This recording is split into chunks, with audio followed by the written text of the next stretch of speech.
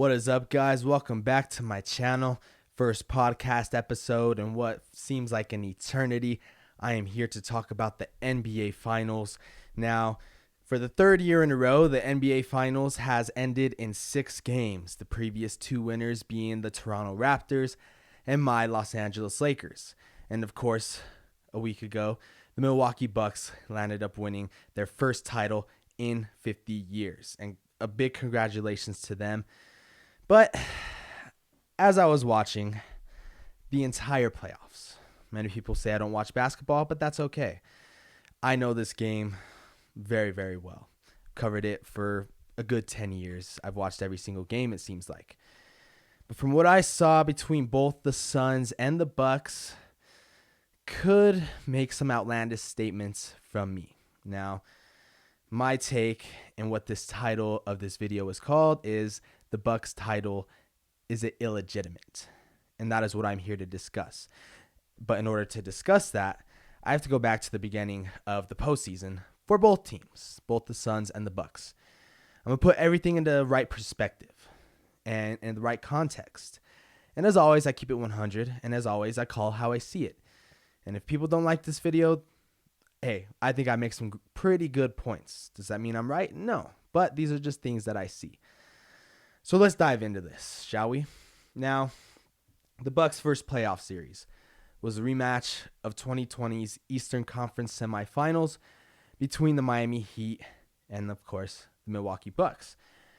The Bucks, not many people had high expectations.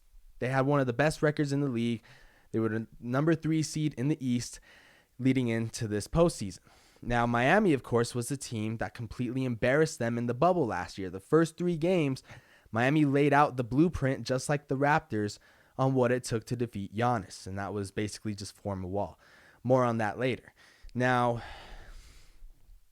again, me personally, I thought Miami would beat them. I didn't think they would beat them in 5 like they did last year, but I just thought it'd be a hard-fought series. Maybe the Heat would win in 6 or 7. The first game was tough. First game was down to the wire, drug out, hard-fought game, and Chris Middleton actually shined. He hit the game winner in overtime to send it to overtime, and then just great defense by the Bucks. Basically broke the spirit of the Heat, and then ultimately the Bucks landed up sweeping the Heat in devastating and impressive fashion. So they beat a Miami Heat team that was basically a shell of themselves, all right? Let's just be honest. They were one of the most disappointing teams of the season. They reached the finals last year against the Lakers. They were the talk of the bubble last year against the Lakers. They were the dark horse of the East, the Eastern Conference champions. Not many people thought that the Bucks would go out there and beat them. And they just made it look easy. But as I said, the Heat were a shell of themselves. They would win like 3 games in a row, then lose 3 games in a row, then lose 4 games in a row and come back and win 5 games in a row. They were just an up and down team the entire season. So Jimmy Butler didn't have the year that we all thought he would have. Bam Adebayo wasn't Bam. Goran Dragic wasn't there the way we are accustomed to seeing. So that one, albeit it was impressive, but like I said, just kind of a shell of the Miami Heat that was out there, basically. Now, we move on to the Brooklyn Nets series. When in the first 2 games, the Milwaukee Bucks got completely decimated, especially in that game 2. That was bad. And of course, in game 1, James Harden pulled his hamstring. And not many people knew the status of Harden's injury, so therefore, we didn't know if he was going to come back. Now, of course, the Nets landed up winning the rest of that game, and as I mentioned earlier, completely dominated the second game. Game 3 was just a weird game for the Nets. We've seen the Nets have a lot of weird games this season where they just don't really play like the super team that they are. Kevin Durant wasn't really making anything. Kyrie Irving wasn't really making anything. And in that game 3 against Milwaukee, that's where they really missed James Harden, somewhat of a floor general that can really pull the team together and slow things down on the offensive end. And that game just was very sloppy. The Nets should have won that game, but Middleton again saved the day. And at that point in the playoffs, there was talks of, all right, Middleton is way better than Giannis. There was many, many talks about that. Bucks ended up winning game 3. And that is the same game where we thought, all right, it's just one game. Nets will sweep. gentlemen sweep them in 5. Next game, Kyrie Irving gets hurt. And I said it's a dirty play. Many people don't think it's a dirty play. It's an accidental play. But there is a rule that was implemented because of Zaza, a cheap shot of what Giannis did. There's a video of Kyrie Irving moving his ankle out of the way so Jrue Holiday can land in open space and not sprain his ankle, where Giannis stuck his foot under Kyrie Irving as he went up for a layup, ultimately spraining Kyrie Irving's ankle, and therefore the Bucks went on to win Game 4 with the series tied at 2 in a best-of-3 series to go on to the Eastern Conference Finals. Now, Kevin Durant was a one-man show. He had to be. The status of James Harden after missing games 2, 3, and 4 were totally up in the air. But many people wondered, all right, for as good as the Bucks have been playing, albeit with James Harden out and Kyrie Irving going down, this is the team that could possibly dethrone the Nets. And Game 5 had a lot of questions to be answered. And me personally, they had to get rid of Kyrie Irving because Kyrie Irving was butchering them. That's why Giannis stepped over to sprain his ankle. But many people won't agree with me on that. That's just my hot take. Now, Game 5, of course, Kevin Durant had that historic 49-point performance that led to a Game 5 victory. Let's not forget, the Nets were down in that game at home. And then out of nowhere, Kevin Durant became Kevin Mother-Lovin' Durant. And that's all she wrote from there. Many people thought, all right, Nets in 6. Even me. I thought the Nets would win. Giannis didn't play up to par in that Game 5. Middleton played all right. Brook Lopez played out of his mind.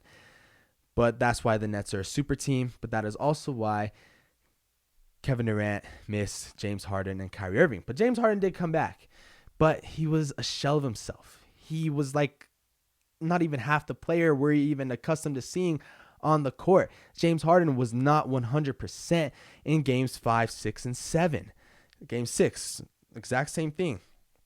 Kevin Durant did not score as much points as he needed to for them to win. I know that's super obvious, but it's just hard. The point I'm trying to make is the Nets were not 100%. We all know, even if Kyrie Irving was still healthy, if he did not sprain his ankle, the Nets would win that series. And Kevin Durant in that Game 7 was completely balling. That is one game that the Bucks should not have won. That is a series that the Bucks should not have won. Because in my honest opinion, the Nets should have went to the finals. Not only on paper, but just straight facts. Kevin Durant was balling in Game 7. Harden still playing like a shell of himself. But he had some support from Jeff Green, from Blake Griffin, and I thought they were going to get the job done. Now, Chris Middleton came and saved the day. As I mentioned before, there were many talks of Chris Middleton being Giannis, and there were many talks of Giannis being Robin. And Chris Middleton just balled. Whenever the Bucks needed a clutch basket, he went on and got it. That's just who he is. That's who he became. Now, Kevin Durant had a chance to win the game, was about a centimeter away from winning this game for the Nets, and we would have a totally different conversation. And at the end of the day, it's just crazy, and it's just tough to see the Nets lose that way because I felt the Bucks hit the lottery with Kyrie Irving and James Harden not being 100% and being completely hurt. So Kevin Durant just simply ran out of gas. His supporting cast would not help him. Durant got a little bit taste of the LeBron syndrome. Now, we move on to the Eastern Conference Finals, where Kevin Durant and the Nets would just, I just can't get over it. I really can't get over it. So anyway, Eastern Conference Finals. Bucks, Hawks. Hawks go out there and completely shock the Bucks. And I thought the Hawks would definitely win this series because, as I mentioned, the Bucks hit the lottery in that Game 7 against the Nets. Trae Young played out of his mind. They landed up winning another game without Trae Young. And there were talks of, hey, Mike Budenholzer might get fired if he loses this series. As we all know, Trae Young got hurt in Game 3 in a game that the Hawks were closely contested with the Bucks. So you see the pattern. At this point in the conference finals, the healthiest team is going to win this championship. Of course, Giannis got hurt, and his status for the conference finals and the NBA finals were up in the air. The Bucks ended up winning that series in 6, and they went on to the NBA Finals. Great. I didn't think they deserved to be there, but they did what was necessary. They won the games that they were supposed to against a short-handed Atlanta Hawks team. That's just how it is. Trae Young got hurt. They don't have the caliber of players that the Nets have or the Bucks have. Trae Young is a one-man show. And when he went down, the whole team went down. Therefore, the Bucks got a complete break. Albeit Giannis got hurt, but the Bucks are a more talented team than the Hawks. On paper, the Bucks should have swept them. Let's be honest. The Bucks should have swept them. So for them to win in 6 is low-key embarrassing, but as I mentioned, they did what they were supposed to do. Now let's go to the Suns. They played the Lakers, my Lakers, in the first round. And many people thought, all right, if the Lakers are 100%, of course, they were hobbling into the playoffs. LeBron coming off an ankle sprain.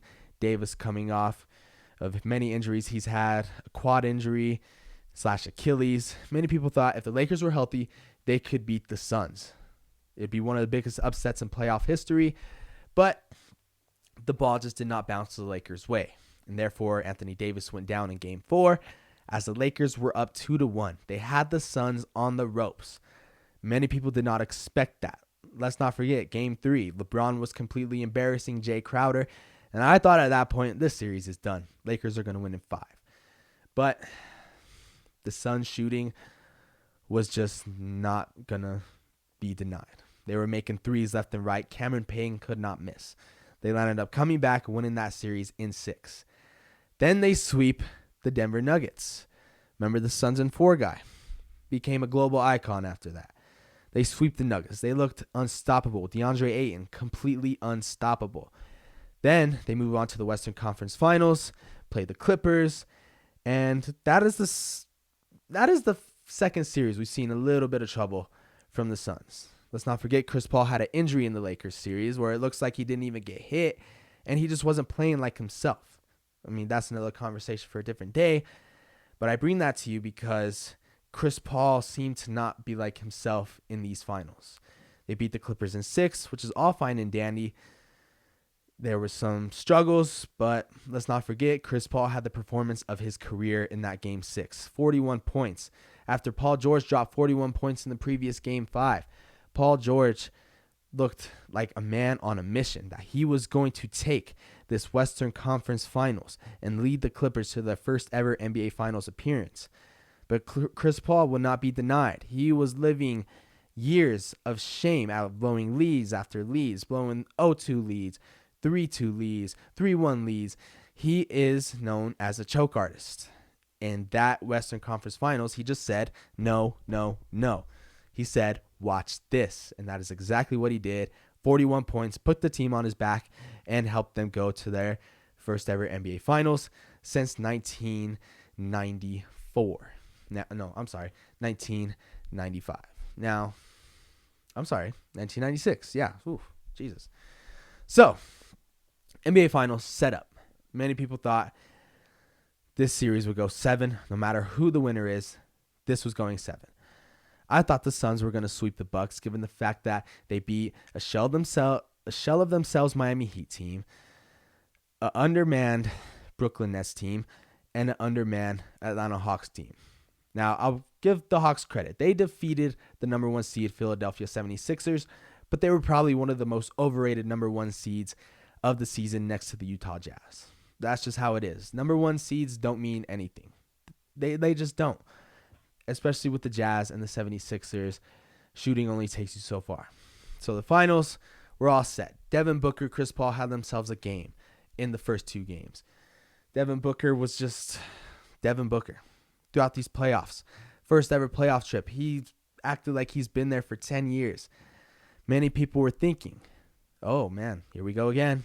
You know, Giannis is being Giannis, always coming up short no matter what. Then we get to Game 3, where that was the turning point. That was the turning point because many things weren't going Phoenix's way like we were accustomed to seeing. And then, of course, the Bucks ended up winning that game. Game 4 was a much closer game in which I thought the Suns should have won. I thought this series shifted from the coaching staff of the Phoenix Suns and the refereeing. The refereeing was just completely garbage. And I could say whatever I want about the refs because I ain't going to get fined. The refs seemed like they wanted the Bucks to win. I am sorry. Sue me if you want. But especially in Game 6. Now, Game 3, albeit the Bucks just completely dominated. That was their most legitimate win of the entire playoffs, that Game 3. There were talks of, hey, the Suns might actually have to beat a legitimate contender to win the finals. You can make the same argument for the Bucks. Both teams actually had to defeat somebody. But the talk midway through both of the conference finals, East and West, was the healthiest team that is out there is going to win the championship. Both of these teams were healthy. Giannis seemed healthy. Chris Paul seemed healthy. But at the end of the day, guys, it's just shocking to me, really shocking how lucky the Bucks got. Game 5, of course, Devin Booker made that illegitimate, crazy, shameful mistake of driving into Jrue Holiday and just completely losing the ball. Giannis had that dunk to seal the victory, made them go up 3-2. Now, Game 6, biggest game in Suns franchise history, biggest game in Milwaukee's franchise history. Now, remember when I said Chris Paul was known for choking leads? That is exactly what he's known for, choking leads. He's choked on 3-1 leads, 2-1 leads, 2-0 leads, and the Suns had a 2-0 lead. They look totally unstoppable in the first two games. Albeit, Chris Paul was playing out of his mind. Devin Booker playing out of his mind. In Games 4 and 5, Devin Booker had a 41-point game and a 40-point game. Devin Booker simply just did not have any help. Mikal Bridges was not the shooter we're accustomed to seeing. Cameron Johnson was not the shooter. The Suns could not miss a shot in the first two series, even in the Clippers series. I thought this was the team that was going to win the championship. Boy, did they prove me wrong. I was riding hard for the Suns. I'm like, Suns in 4, they just have too many weapons. Too many weapons. And DeAndre Ayton seemed scared of Giannis. Giannis was going up, getting whatever he wanted. He was Euro stepping, spinning, doing everything he can, getting every layup at the rim. And let's not forget his free throws. 17 for 19 from the free throw line. His best free throw percentage of the entire season and his best free throw percentage in a long time. I say a good 8 years since he shot that way. But back to the reffing. Every time Giannis would go up for a layup, it seems they would blow the whistle. You would just blow on Giannis. Blow a whistle. While Devin Booker, on the other end, was getting completely hacked. There was a steal that PJ Tucker had on Devin Booker. Devin Booker is holding the ball. PJ Tucker slaps his hand, and the ball goes loose. Bucks have an easy dunk. I get it's playoff basketball, but if you want to keep that same energy, keep that same energy. A foul is a foul. Contact is contact. You got to call a foul when a foul is presented. I just thought, they're blowing the whistle for Giannis every time. I think I could go get 50. Giannis had about 20 travels throughout this entire series. I'm pretty sure I could go get 50 if I could take 4 or 5 steps with the ball. People are saying, oh, he's too powerful. He's this, he's that. You're powerful when you take 4 steps to the basket. You're powerful when you cash in on your free throws. Giannis did what he had to do. But when I say the coaching staff messed this up for the Suns, they did mess this up because they played Giannis the wrong way. I said earlier about Miami and Toronto building a wall to completely stop Giannis from scoring. The Suns simply did not do that. And I wondered, why not? When in back-to-back years for 2 separate teams, it worked. It worked for the Raptors. That's how the Raptors won 4 straight and moved on to their first ever NBA Finals. And that's how the Heat completely dominated him. Those 2 teams simply said, Giannis, you gotta beat us from the outside.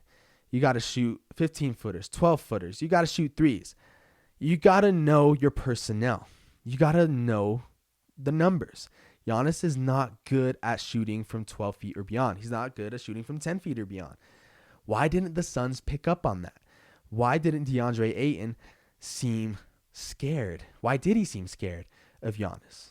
It's just a lot of questions that how did the coaching staff completely mess this up? Now, I know coaches ain't perfect. Coaches tend to choke a lot too. But you would just think they would go to that game plan. Shoot, the Spurs did it to the Heat back when LeBron was playing on the Heat. Greg Popovich in the 2014 NBA Finals and 2013 NBA Finals simply told his team, hey, we don't want LeBron dunking, especially at home. We don't want him dunking because the roof would simply burst off the American Airlines Arena. We just need LeBron to shoot. You could even make the argument that that's how the Jordan rules were implemented.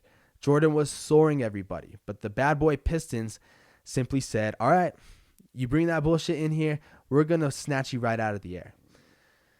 I think if the Suns did everything that the Heat did and the Raptors did, they would have won this series. Instead of going one-on-one with Giannis, he's just going to pick you apart.